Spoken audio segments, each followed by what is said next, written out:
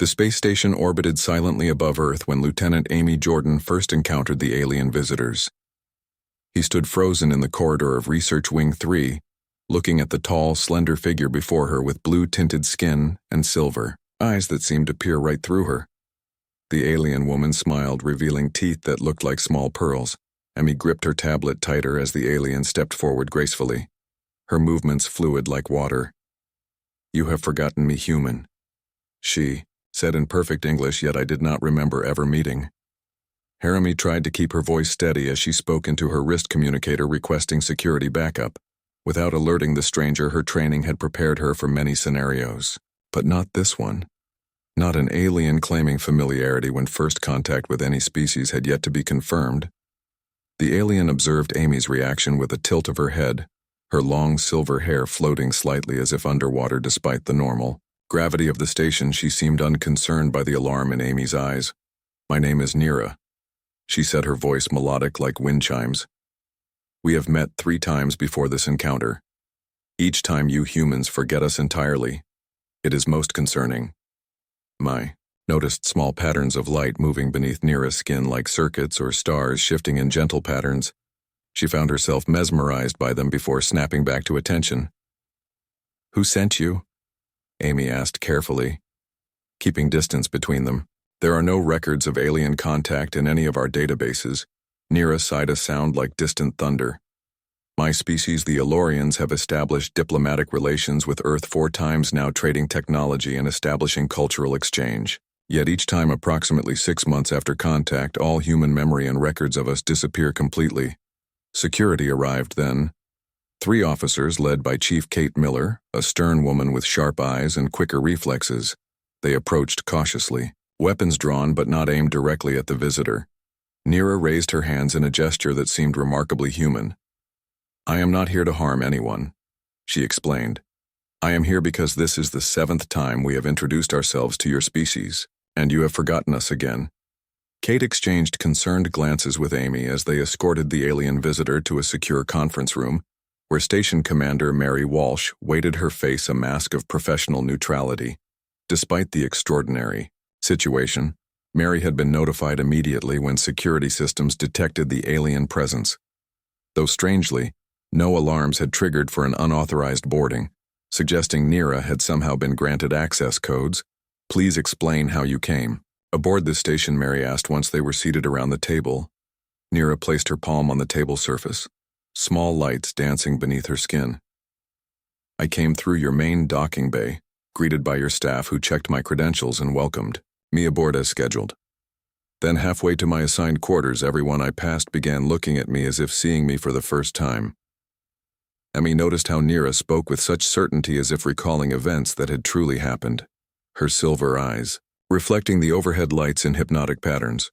"We have no record of scheduling your arrival," Commander Walsh said. "Checking the station's logs again." "Exactly." Nira replied, "That is precisely the problem we face. Our records show 17 diplomatic missions to Earth over the past decade, yet your species retains no memory or documentation of any of them." Dr. Susan Parker, the station's chief scientist, joined them, bringing scanning equipment, which Nira allowed to be used on her with patient compliance. The scans showed biology unlike anything in their database, a crystalline cellular structure that seemed to process energy directly without conventional metabolic systems. Her DNA, if it could be called that, spiraled in complex patterns that Susan declared impossible yet fascinating. "I believe you have been compromised by another species," Nira said, her voice soft but urgent. "They are called the Veil, and they feed on memories, especially those of first contact. They erase themselves from history after making deals that benefit only them." Amy felt a chill run down her spine when she searched the station database and found nothing about Elorians. Yet Nira described the station layout perfectly, even mentioning the hidden emergency protocols that only senior staff should know. "How do we know you're telling the truth?" Kate asked, her hand never straying far from her weapon. "You could be making this up to infiltrate our systems." Nira reached into a hidden pocket in her shimmering garment and removed a small device resembling a data crystal. "This contains images of our previous meetings," she explained, "including the signing of our 3rd treaty, which granted humans access to our faster-than-light technology." Susan took the crystal, with gloved hands examining it before carefully connecting it to an isolated system designed for analyzing unknown technology. The screen flickered, then displayed images that made everyone in the room gasp.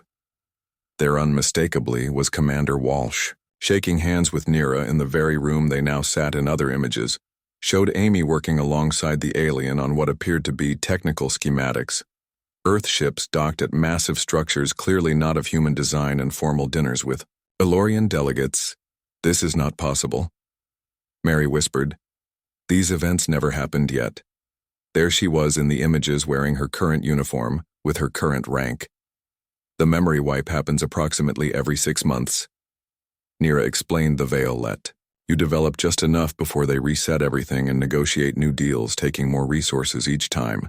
Amy studied the images, feeling a strange sense of familiarity when she saw herself working closely with Nira in one of the photos. They looked like friends comfortable in each other's presence. "Why do you remember when we forget?" Amy asked. Nira turned, her silver eyes reflecting the artificial light. "My people evolved alongside the veil we developed. Natural defenses against their memory manipulation. We came back again and again, hoping that eventually some trace would remain." In the silence that followed, the station's communication system suddenly activated. Unscheduled ship approaching docking bay 4. The computerized voice announced. Signature unknown. Nira's expression changed to one of alarm. "They are here," she said, her voice now sharp with urgency. "The veil have found me again." Commander Walsh immediately activated security protocols, ordering all personnel to emergency stations while Kate mobilized her security team. Nira watched with growing concern, her skin pulsing with faster patterns of light. "We must prevent them from boarding," Nira warned urgently. "The veil will release memory spores throughout your station, erasing all trace of this conversation and my existence once more." Susan looked skeptical. "How do we know you're not the threat here?" she asked. "We only have your word and some images that could be fabricated." Nira fixed her silver gaze on the scientist. "I understand your doubt. But consider what makes more sense, that I have fabricated an elaborate story and falsified evidence, or that something has been repeatedly stealing your memories and technological progress, setting your species back again and again." I felt drawn to trust the alien woman, though she couldn't explain why something about Nira's presence felt familiar. Comfortable, even she found herself speaking up. "I believe her," she said, surprising herself and the others in the room. The commander studied Amy carefully before nodding. "We will proceed with caution," she decided. "Deploy security teams to all docking bays and prepare for possible contamination." The station shuddered slightly as the mysterious ship matched orbit.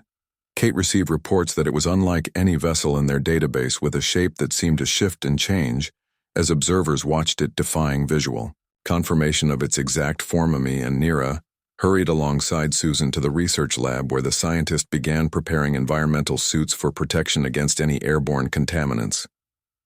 Nira, however, shook her head at the offer of a suit. "Your physical barriers will not stop their influence," she explained.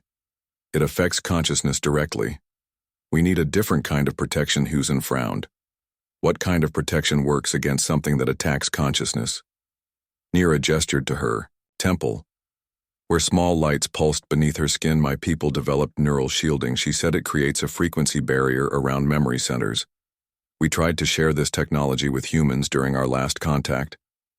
I remembered the images, showing her working with Nira on technical schematics. Was that what they had been developing, she wondered. "We need to check storage unit 7, Nira said suddenly, her eyes distant as if recalling something. "We left prototypes there last time, hoping they would survive the memory wipe." Commander Walsh gave permission for them to investigate, while she coordinated the station's defense. Amy, Kate, and Susan followed Nira to a rarely used storage section deep in the research wing, where experimental technologies were kept in secure lockers. Nira moved with certainty through the maze of corridors, arriving at a specific locker which required high-level clearance to access. Walsh remotely authorized the opening, revealing dozens of labeled containers. "There," Nira said, pointing to a small box labeled Experimental Neural Interface Unknown Origin. The box had been flagged for further study, but apparently forgotten among more pressing projects. Susan opened it, revealing 5 metal bands that looked like simple headbands with no obvious technology or power source. "These are it?" Nira asked, looking disappointed. There were 50 when I left. Better than nothing, Susan replied, examining one of the bands which began to glow softly at her touch. Responding to her neural activity, Nira distributed the bands, explaining how to activate them by placing them against the temple, where they would bond temporarily with the wearer's nervous system. Amy hesitated before placing hers on, feeling a strange tingling sensation as it adhered to her skin. Soon as the band activated, Amy's mind flooded with fragmented memories, conversations with Nira working together in the lab, shared meals, discussions about Elorian culture, and warnings about mysterious memory thieves. She gasped at the sudden rush of information that felt both new and familiar. You remember? Nira said, her eyes brightening with hope. Not everything, Amy replied. But pieces, yes. It's like remembering a dream. We developed these together, didn't? When Nira nodded. The neural shields create a protected space in your mind where memories can survive the veil's influence, but the prototypes are limited. They protect the wearer, but not others, and the effect is temporary. The station communication system, crackled to life. Alert: unidentified vessel has overridden docking protocols. Breach imminent in Bay 12. Kate immediately contacted her security teams, directing them to the compromised bay, while Commander Walsh ordered emergency containment procedures. The sound of alarms filled the corridors as crew members rushed to their emergency stations. We need to get to the communication center, Nira said urgently. If we can broadcast the neural shield's frequency through your station systems, we might be able to protect everyone. Susan looked skeptical. These 5 bands can't possibly generate enough power for that. She argued. They don't have to, Nira explained. They only need to provide the frequency pattern. Your station's power systems can amplify it. Amy made a decision, leading them toward the communications hub located near the station center. As they moved through the corridors, they began encountering strange phenomena, shadows that seemed to move independently of any light source and crew members, who looked through them as if they weren't there. They're already beginning, Nira warned. The Veil are masters of perception manipulation. When they reached the communications center, they found it staffed by 2 technicians, Olivia Wong and Brooke Davis. Both looked up in surprise when the group entered. We need emergency broadcast capabilities, Amy explained. It's a security protocol from Commander Walsh. Brooke nodded, accessing the systems while Olivia watched the alien visitor with open curiosity, never having seen a non-human before. The station's emergency screens displayed visual confirmation of the unknown ship now fully docked at Bay 12, the feed showing strange, shadowy figures, emerging figures that seemed to shift between humanoid and amorphous forms as they moved. Nira connected one of the neural bands to the communications console, her fingers moving with practiced ease across the human interface. If I can match the resonance frequency to your broadcast systems, she murmured, we might be able to shield the entire station.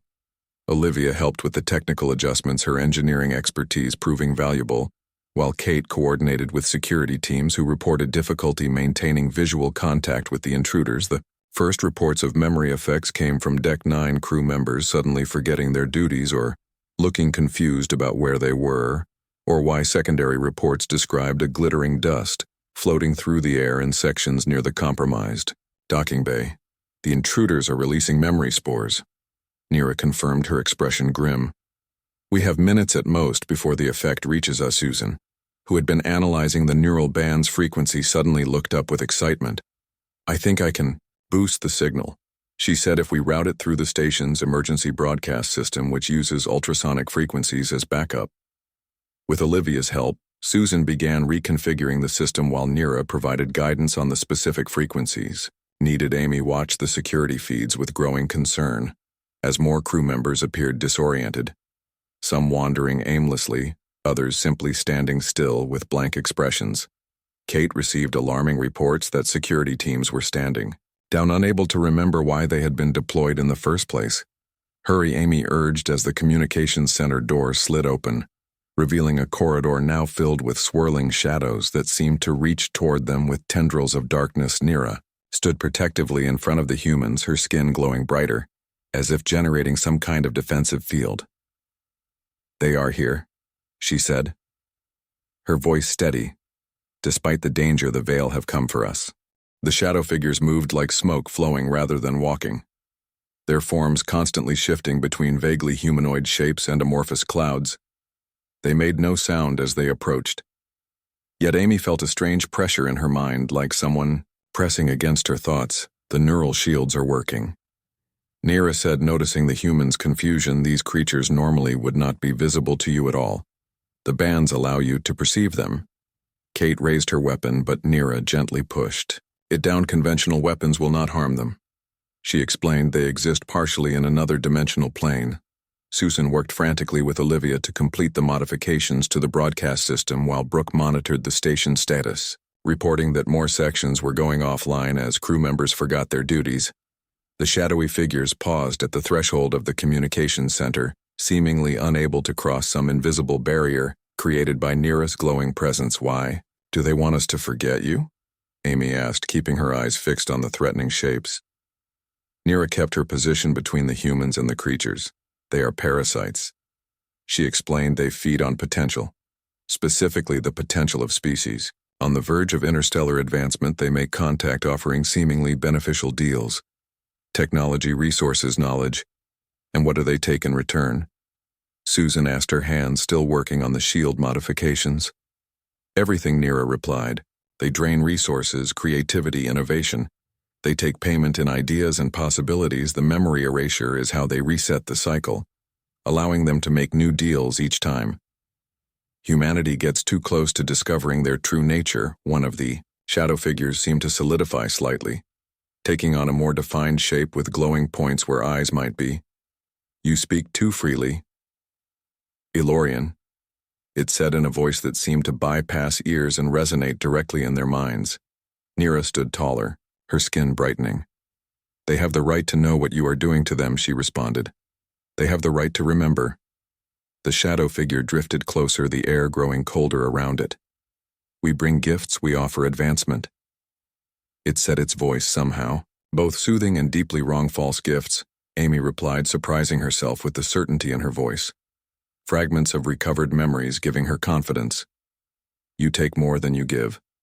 The creature turned its attention to Amy, its eyeless gaze unsettling. You remember, it said, sounding almost pleased. How interesting. Perhaps we underestimated your species.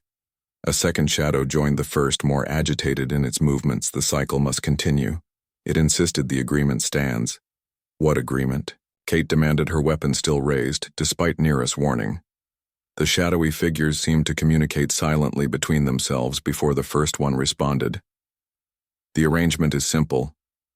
We provide technologies that seem advanced, but contain subtle flaws, preventing true progress. In exchange, your species provides creative energy and resources.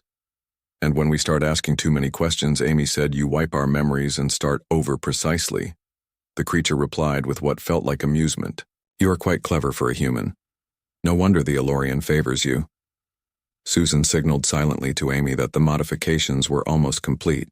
They needed just a little more time. Amy decided to keep the creatures talking. How many times have you done this to us, she asked. The shadow figure drifted in what might have been a shrug. Cycles, uncounted, it answered. Your species has potential, but lacks focus.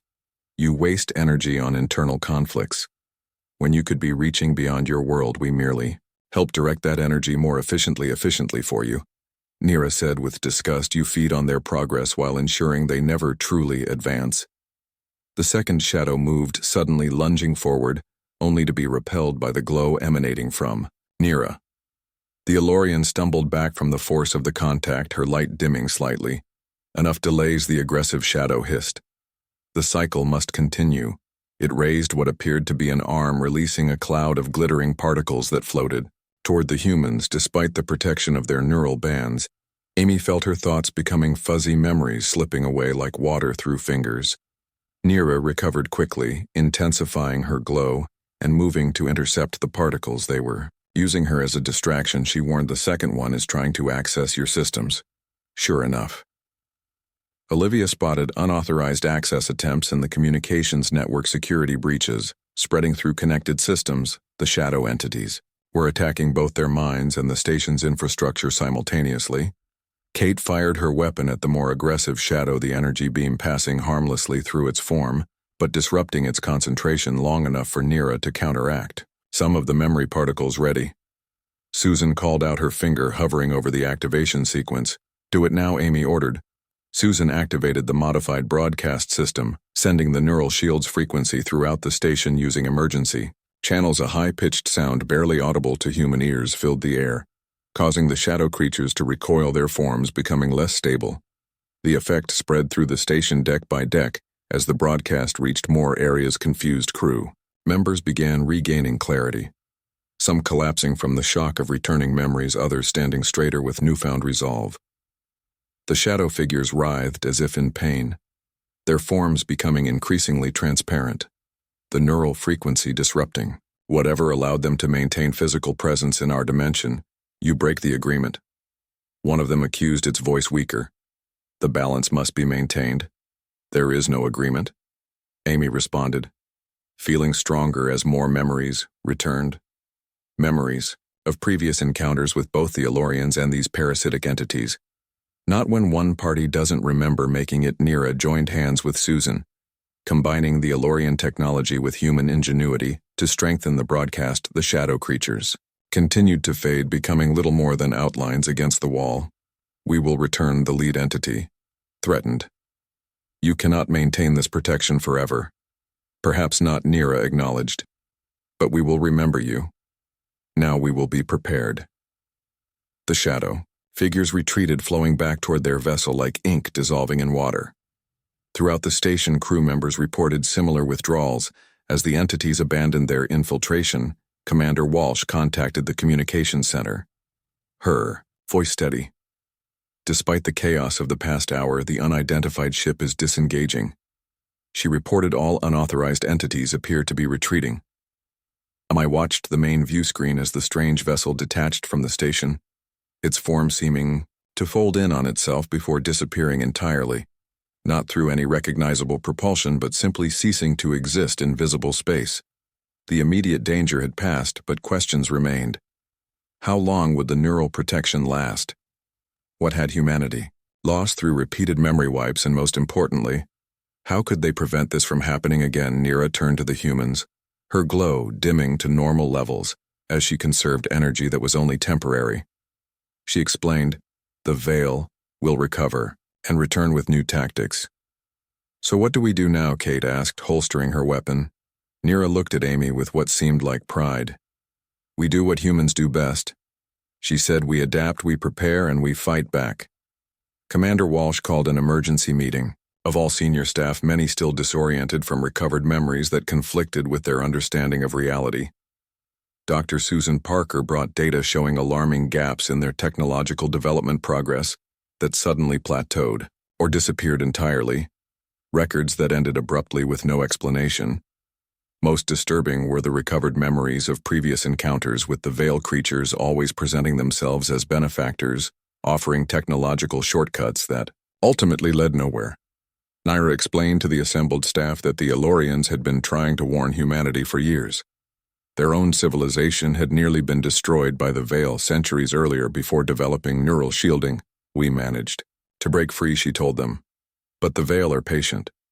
They simply moved on to other developing species. We tracked them to Earth when we detected their energy signature. Olivia, who had been analyzing the neural shield technology with Susan, spoke up. We might be able to develop a more permanent version of these shields. She suggested one that could protect the entire station, maybe eventually Earth itself. Nira nodded. That was our goal during our last contact before the memory wipe. She confirmed. You were close to a breakthrough. We felt a strange mix of emotions, anger at what had been stolen from humanity, hope at the possibility of reclaiming their destiny, and something more personal when she looked at Nira. Fragments of memories suggesting they had been more than just colleagues during previous encounters. The commander stood addressing the room. This is now our top priority, she declared. We need permanent protection against these memory manipulations, and we need to warn Earth about what we've discovered. Emmy watched as the room filled with determined faces, humans who refused to be victims any longer, who would fight to protect their minds and their future. She turned to Nira, finding the Elorian already watching her with those mesmerizing silver eyes. You remembered me, the alien said softly when others didn't. Something of our connection survived. Amy nodded, feeling pieces clicking into place in her mind. We were friends, weren't we? She asked. Nira smiled, a gesture that seemed both alien and familiar. We were beginning to be much more than friends, she replied before the last memory wipe. In the days that followed, the station buzzed with renewed purpose as crew members worked to understand and develop the neural shield technology. With Nira's guidance, they began recovering more fragments of lost research progress that had been erased. During previous memory wipes, Susan and Olivia led the technical team working around the clock to analyze the prototype bands and develop a more permanent solution. They discovered that the Elorian technology operated on quantum principles, creating a field that somehow anchored memories at a subatomic level, protecting them from external manipulation. Meanwhile, Amy and Kate focused on security, implementing new protocols to detect the unique energy signature of the Veil entity's Commander Walsh, established direct communication with Earth authorities, though convincing them of the situation proved challenging without first-hand experience of the memory effects. Nira shared everything she knew about the Veil, their weaknesses, their patterns, and their history of parasitic relationships with developing species. The Elorians had been tracking them across multiple star systems for centuries, trying to warn potential victims before it was too late. Earth is not their only target, Nira explained. During one briefing session, they currently have at least 12 developing worlds under their influence, all believing they are advancing naturally, while actually being harvested for creative energy and resources. The concept was difficult for some, to accept that a species could feed on something as intangible as potential and creativity. Yet the evidence was becoming clear, and recovered records, showing promising research suddenly abandoned, breakthrough technologies mysteriously forgotten, and resources depleted without explanation. Amy spent increasing time with Nira, both for professional reasons and because of the growing personal connection between them. As more memories returned, Amy recalled moments from previous cycles, working closely with the Elorian, developing not just technology but trust and eventually deeper feelings. One evening they stood together in the observation lounge, watching Earth rotate slowly beneath them, stars glittering against the void beyond. How many times have we had this conversation? Amy asked quietly, her hand finding. Nira turned, her silver eyes reflecting starlight. Too many, she answered. Each time we get closer. Each time the connection grows stronger, and each time it has been taken from use. Me felt a surge of determination. No more, she said firmly. This time we remember, this time we fight back. Nira smiled, that hopeful expression that Amy had come to treasure. We have never gotten this far before, she admitted. The neural shields have never lasted this long nor protected so many humans. The Veil are surely planning their response. 3 weeks after the initial confrontation, Susan made a breakthrough with the shield technology, developing a more stable version that could be mass-produced and distributed. The new shields were smaller, more efficient, and capable of protecting the wearer for months rather than days. Earth authorities finally took the situation seriously when presented with undeniable evidence of the memory manipulations and technological sabotage. A global initiative began to distribute shield technology to key research facilities and government centers, starting the long process of protecting humanity from further exploitation. The station became a hub of activity as representatives from Earth arrived to learn about the Veil threat and coordinate defense strategies with the Elorians, who sent additional delegates. Once they confirmed that humans were finally retaining memories of contact, Amy found herself at the center of this diplomatic effort. Her unique position as both a security officer and someone with strong connections to Nira, making her invaluable as a bridge between species. Commander Walsh called Amy to her office one morning. With unexpected news, I need you to lead a mission, she said without preamble. Earth Central wants us to investigate the location of a suspected Veil outpost. Amy sat straighter. Where beyond Neptune? Walsh replied. According to recovered data, there are unusual energy signatures that match what we now know to be Veil technology. They may have established a hidden base in our own solar system. Who else is on the team? Amy asked.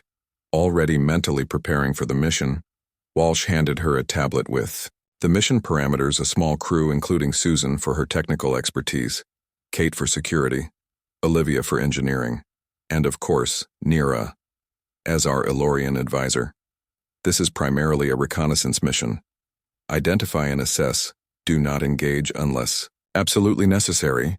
I nodded, understanding the importance and the risks the newly developed shields would protect them from memory manipulation. But the Veil entities had other weapons in their arsenal, as they had recently discovered from Elorian records. She found Nira in the science lab working with Susan on further refinements to the shield technology.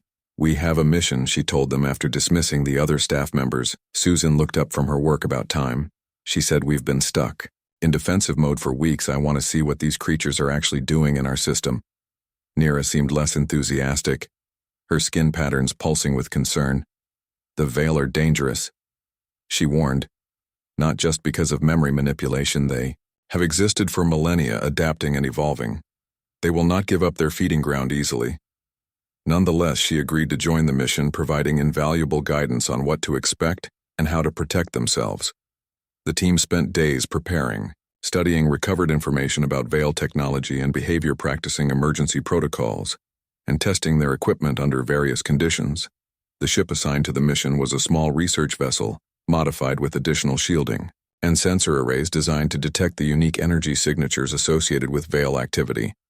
They named it the Remember, a small act of defiance against those who would make them forget. As the launch date approached, Amy found Nira alone in her quarters, the Elorian sitting motionless in what appeared to be meditation, her skin glowing softly in the dimmed light. "I didn't mean to disturb you," Amy said, turning to leave. "Stay," Nira replied, opening her eyes. "I was merely centering myself for what comes next." Amy sat beside her on the small couch, noticing how the patterns beneath Nira's skin seemed to reach toward her when they were close. A phenomenon Nira had explained was an unconscious response to emotional connection. "Are you afraid?" Amy asked directly. Nira considered the question. "My people do not experience fear exactly as humans do," she answered. "But I am concerned. Yes, we have never directly confronted the Veil before, always working from shadows, trying to undo their influence. Without direct conflict." Amy took Nira's hand, feeling the strange cool smoothness of her skin. "We have something they don't expect," she said, determination in her voice. "What is that?" "Humans?" Nira smiled at this. "The humans I have known are remarkably stubborn when their minds are set on something." The day of launch arrived with little ceremony. The mission classified at the highest levels, only essential personnel aware of their true purpose. As far as the general public knew, it was a routine survey of outer system anomalies. The small crew boarded the Remember with mixed emotions: excitement, apprehension, and determination. Kate checking and rechecking her weapons, though they might prove useless against the Veil. Susan bringing additional prototype shields and detection equipment. Olivia ensuring the ship systems were operating at peak efficiency. Nira was the last to board, pausing at the airlock to look back at the station that had been her temporary home, her silver eyes scanning the faces of those who had become allies and friends in their shared struggle. Amy joined her at the threshold. "Ready?" she asked. Nira nodded. "As ready as one can be when facing ancient memory parasites," she replied with unexpected humor. The ship detached smoothly from the station, its engines powering up for the journey to the outer system, where they hoped to find answers about the creatures that had been stealing humanity's potential for generations. The journey would take several days, even with their advanced propulsion systems giving the crew time to finalize preparations and strategies. Olivia set up a specialized detection grid based on Nira's specifications, while Susan continued refining the neural shields. Kate established security protocols for various scenarios, including the possibility of mind-controlled humans at the outpost. Amy spent hours studying the recovered information about previous encounters with the Veil, noting patterns and weaknesses, searching for any advantage they might use. The more she learned, the more she understood why Nira and her people had been so persistent in their efforts to warn humanity. "What happens if we succeed?" she asked Nira during a quiet moment when the others were busy with their tasks. "If we drive them away." What the Nira considered the question carefully. "True contact," she said. "Finally, genuine exchange between our species without interference. No more missing memories, no more lost progress. The beginning of a real relationship between humans and Elorians." Something shifted in Amy's mind at those words, fragments of memories from previous cycles sliding into place, revealing moments of connection with Nira that went beyond professional collaboration, quiet conversations, shared discoveries. And growing feelings cut short each time by the memory wipes, you and I. She began finding it difficult to put into words. We have tried many times, Nira confirmed gently, her eyes holding Amy's in our third contact cycle. We became quite close in the fourth. We promised to find a way to remember each other no matter what happened. The remember approached the coordinates where the suspected Veil outpost was located, a region of space beyond Neptune that seemed empty at first glance. Sensors showed nothing unusual, no structures, no energy signatures, nothing to indicate any presence at all. This is it, Nira confirmed as they entered the target area. Though there appears to be nothing here. The Veil hide their facilities in dimensional pockets partially phased out of normal space. Susan activated the specialized detection equipment they had developed based on Elorian technology, scanning for the unique quantum fluctuations that might indicate a cloaked presence. The bridge fell silent as they watched the results slowly form on the main screen.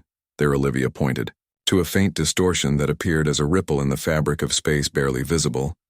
Even with their enhanced sensors, Amy ordered the ship to maintain distance while they gathered more data. Kate remained on high alert, watching for any sign of detection or countermeasures. The Veil had shown themselves to be both patient and dangerous adversaries.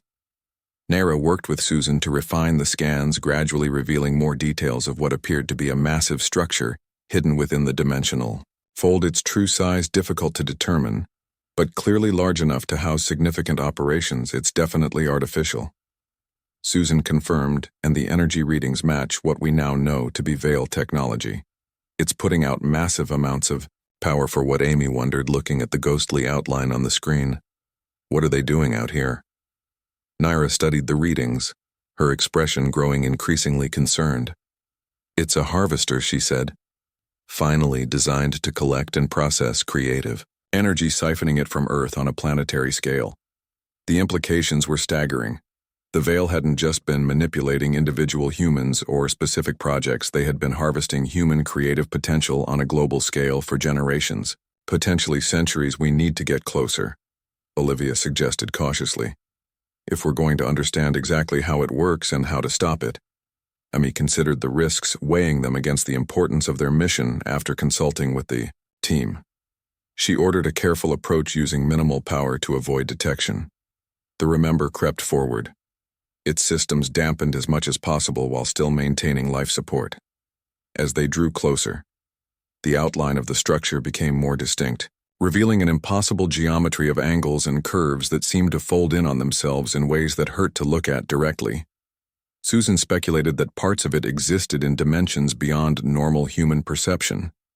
They detected no obvious defenses, no weapons or shield systems, the Veil apparently relying on secrecy and their memory manipulation abilities, rather than conventional protection. Something about this bothered Amy.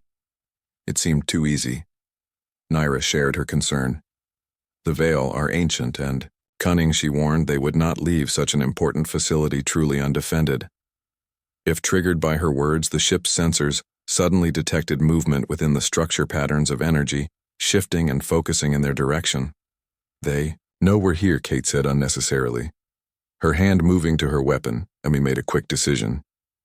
We need to gather what information we can and retreat, she ordered. Susan, Olivia, collect all the data possible. Kate, prepare defensive systems. Nira, what can we expect? The Elorian looked grim. They will attempt to board us, she said, to release memory spores directly. They cannot risk a partial effect. Not with what we now know. Sure enough, the sensors detected small objects separating from the main structure and moving toward them, fast, sleek vessels that seemed to phase in and out of normal space, making them difficult to track. Olivia pushed the engines to maximum as soon as they had gathered sufficient data. The remember turning away from the mysterious structure and accelerating toward the inner system. The pursuing vessels, gaining despite their best efforts, were not going to outrun them. Kate warned, checking the weapons systems, though she doubted their effectiveness against such advanced technology. Nira moved to Amy's side. We have one advantage, she said. They want to capture, not destroy. They need to board us to release the spores. That means we can fight them on our terms. Amy nodded, understanding the implications. Activate internal defenses, she ordered, and prepare for possible boarding. We make our stand here. The crew donned their neural shields and prepared emergency breathing systems. Though Nira warned the memory spores affected minds directly, rather than through conventional respiration, the ship's defensive systems powered up, creating barriers at key access points. The first impact came minutes later. A shuddering vibration through the hull as one of the pursuing vessels made contact. Sensors indicated attempts to create an entry point. Near the engineering section, Kate led a security team to the threatened area, while Amy remained on the bridge coordinating the defense. Susan continued to analyze the data they'd collected, searching for weaknesses they could exploit. Nira suddenly straightened her attention. Fixed on something only she could perceive, they're attempting to phase through our hull. She warned their technology allows them to partially exist outside normal space. Sure enough, moments later, alarms blared as sensors detected atmospheric disruption in multiple sections of the ship, shadowy figures materializing through seemingly solid walls. Ignoring conventional barriers entirely, Kate reported contact in engineering, engaging the entities with energy weapons. Modified to nearest specifications, the weapons had limited effect but seemed to disrupt the creatures enough to slow their advance. On the bridge, Amy and Nira faced their own intruders as three shadowy figures phased through the bulkhead, their forms shifting and changing as they solidified. Amy felt the now familiar pressure against her thoughts as they attempted to influence her mind, the neural shield holding firm, but clearly under strain. "You resist impressively," one of the entities communicated, its voice bypassing ears to resonate directly in their minds. "But you cannot stop what has already begun." "What have you done to Earth?" Nira demanded, her skin glowing intensely as she positioned herself between the entities and the humans. The lead entity seemed to regard her with something like amusement. "The Elorian defender still fighting your lost cause. Your species rejected our gifts now. You interfere with our new feeding grounds. Our species rejected parasitism." Nira corrected. "We chose independence over false promises, just as humanity will." The entity made a sound like distant thunder. "We have harvested their potential for centuries." It said, "They create, they imagine, they dream, and we take what we need, leaving them just enough progress to continue producing. They serve a greater purpose as our resource." Amy felt rage building within her at the casual way these creatures discussed exploiting humanity. All the technological setbacks, the lost discoveries, the wasted potential, millions of innovations that might have transformed Earth stolen by these parasites. "You underestimated us," she said, stepping forward to stand beside Nira. "We may forget, but we adapt. We learn even without knowing why, even without understanding what we lost. Humans keep pushing forward." The entity seemed to study her. "What are you compared to us?" it asked. "We have fed on 1,000 worlds over millions of years. Your species is merely the latest in a long line of resources. Yet here we are." Amy countered. "Discovering your secret, breaking your hold, the first species to recover their memories, the first to fight back." Uncertainty flickered through the shadowy form, a ripple of disturbance that suggested Amy's words had struck home. The ship shuddered again as the remaining Veil vessels attached themselves to the hull, more intruders phasing through barriers throughout the ship. Kate reported increasing difficulty containing them. Despite the modified weapons, Susan called from the science station. Voice urgent, "I found something in the data." She explained the harvester structure. It operates on a quantum resonance principle, amplifying and collecting creative energy through a dimensional conduit. "How does that help us?" Amy asked, keeping her eyes on the shadowy figures. "It has a critical frequency," Susan continued. "If we could generate an opposing resonance, we might be able to disrupt the entire system." Nira turned her attention to Susan while still maintaining her protective stance. "We would need massive power," she said, "and precise calculations to find the exact counter frequency." The lead entity seemed to understand what they were discussing. "Impossible," it said. "Even if you found the correct resonance, you could not generate sufficient power to disrupt our harvester." Olivia joined the conversation from engineering. "We could modify our engines," she suggested, rerouting all power through the neural shield generators, using them to amplify the counter frequency. "It would mean sacrificing the ship," Kate pointed out. "We would lose all systems, including life support." Amy considered their options. The Veil entities were gradually overwhelming their defenses despite their best efforts. The neural shields were holding for now, but they could not maintain this stalemate indefinitely if they failed, if they were captured and their memories wiped again. Earth would remain a feeding ground for these parasites potentially for generations more. Do it, she ordered. Prepare the modifications. Nira looked at her with understanding and something deeper in her silver eyes. You would sacrifice your ship for this, she said. For Earth, Amy replied, and for all the futures these creatures have stolen from us. This ends now.